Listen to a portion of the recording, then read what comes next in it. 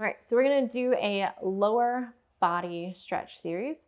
Oftentimes, as we're doing stretches with patients in the office, we'll have them press and release. And if you're in the office, you'll notice that little bit of pressure allows you to suddenly get quite a bit more gain. So we wanna make sure you know how to do some of those things on your own when you don't have us to work with. Look out, there's probably another partner stretch video too if you and your friend or significant other want to help each other out. We've got a video series for that too. All right, so let's start with hamstrings here.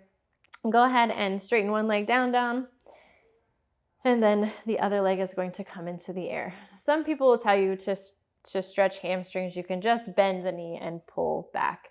I don't particularly care for that one because oftentimes people that have chronically tight hamstrings, it's not just their hamstring, it's that full fascial chain that is dysfunctional. And so if we don't stretch the hamstring with a straight knee, then we don't actually get the stretch in the area we need. So for example, as you're doing this, you might be going like, oh, I'm gonna do a hamstring stretch. But when you go to take this leg in the air, you might find that your greatest stretch is actually in your calf. That's okay. Stretch to the capacity of the calf, okay? All right, so when you go to take this leg into the air, if you can reach it and you can hold, say, behind your thigh or behind your calf, go for it. If you cannot reach yourself, I'm gonna have you grab a belt. So Dominique showed a perfect example of not being ready to be able to grab your leg, right? So first of all, in order to grab her leg, she either had to bend her knee, or if she kept her knee straight, go ahead and try to grab that again. The other leg popped up off the ground. This hip came to kiss her rib cage. We don't want any of that. We want those hips and ribs to stay neutral and relaxed. So you can grab a yoga strap. You can grab, honestly, any belt works just fine. So take the one out of your pants if you need to. You're gonna take it and you're gonna put it across the top of your foot. Sorry, I probably could have grabbed you a longer belt. That one's sufficient though. It works out all right for you. Okay. You're going to put it across the top of that foot because that's going to be one of your governors for how intense this stretch is. If you can't take it to this point, you could take it back further, or you can even wrap it around the thigh or the calf, okay? But it's lovely if you can get it up here because you can get the greatest depth in your stretch that way.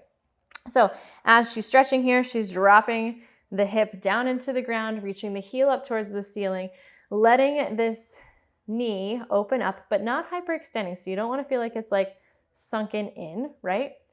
The amount that the toes pull back or point forward changes the amount of stretch in the back of the leg. The other thing that we want to pay attention to is what the head is doing.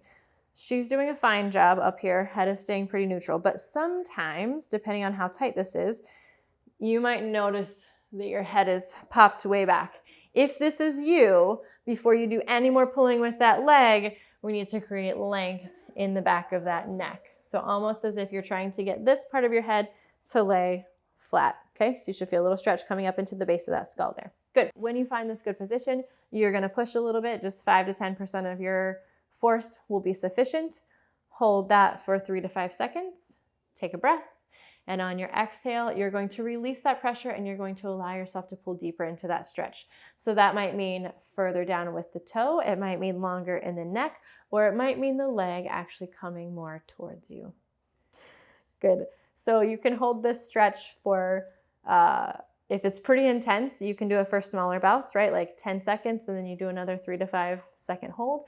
Or if you're like, oh, this just feels really nice, and you want to just allow your body to sort of work into it, right? At just a low intensity. So like maybe just no more than 3 on a scale of 0 to 10.